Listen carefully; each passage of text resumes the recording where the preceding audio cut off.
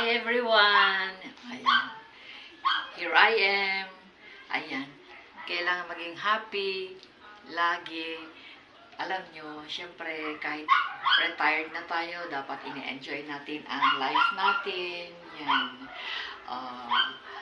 Ayusin natin ang ating postura always, no? Magpaganda, sumayaw-sayaw, magpa-sexy, di ba? Para may good health tayo. Yan. Di ba? Ganun lang naman ang buhay. Di ba? Masaya.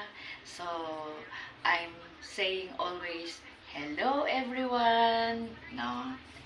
Take good care always. Yan. Okay? Thank you, Lord, for the good health. Let's always thank the Lord. Okay, bye.